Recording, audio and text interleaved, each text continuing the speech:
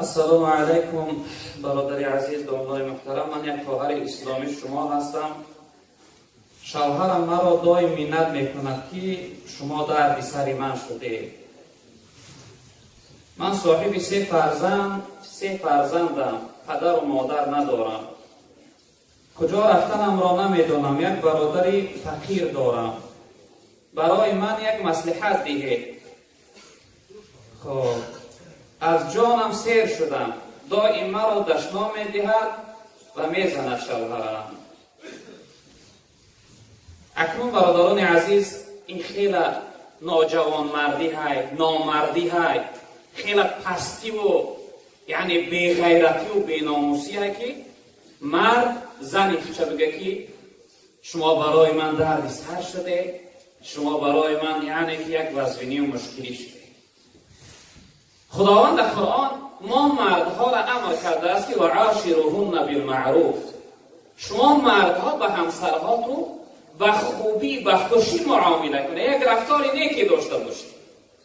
برادر عزیزی که زن منت میکنی و بیچاره میگه از جانم سیر شده است، در بین راه مانده است، باید که این نفقه وای زن و نفقه فرزند برای تو واجب است تأمین کردنش.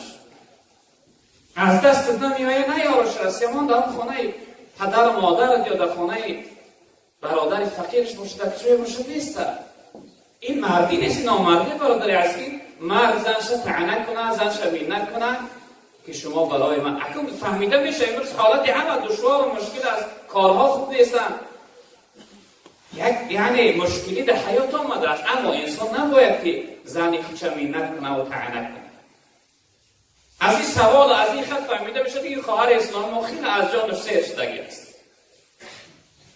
این چنین یعنی کینین ها زیاد هستند برادران عزیز. مثل این خواهر برای که هر روز لب میخورن، هر روز از اون شوهرهای ناجوانمرد طعنه و منت میشنوند، چنین خواهرهای اسلامی زیاد هستند.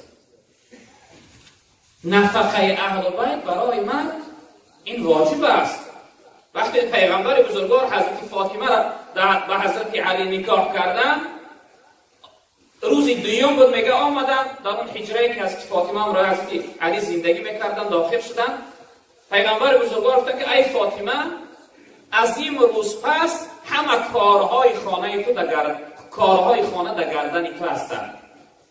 کارهای خانگی را باید تو کنی، یعنی طعام پختن، جاگه انداختن، لباس ها را شستن، پاکیزگی خانه را رعایت کردن. گفتن ای فاطمه در گردن تو هست.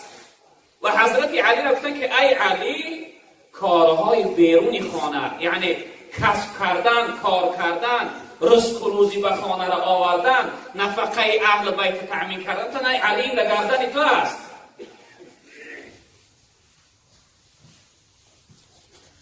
و پیغمبر بزرگوار صلی الله علیه وسلم را پرسیدن که ما حق زوجتی احدنا علیه.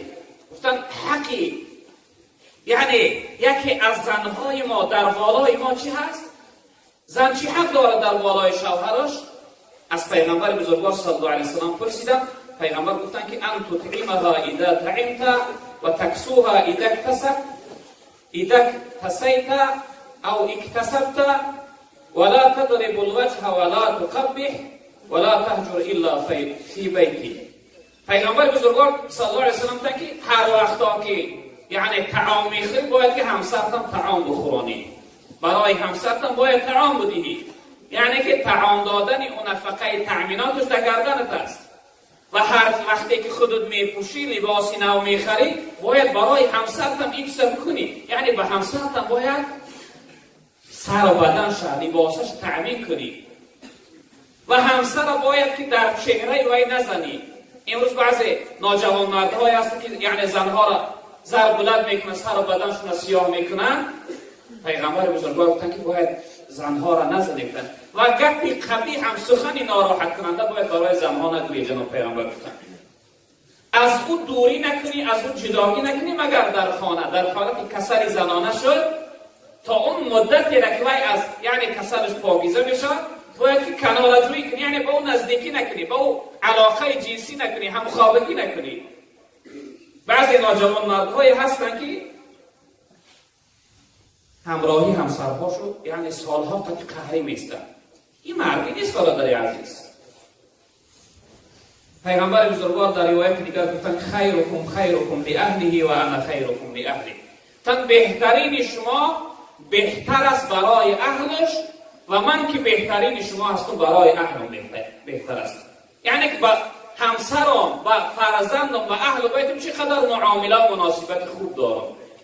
باید که مرد همراه اهل بیت چقدر مناسبت و معامله خوب داشته باشه که لحظه ای که از خانه بیرون شد تا آمدنش اهل بیتش انتظاری بکشن که کی می آمده باشه. فرزند آرزو و هوس داشته باشه که پدرم کی میاد که من در آغوشش بگیرم. امروز بعضی فرزندان از پدر میگریزن از روی بدخویی، بدخصلتی، بدرفتاری، بدگفتاری پدر.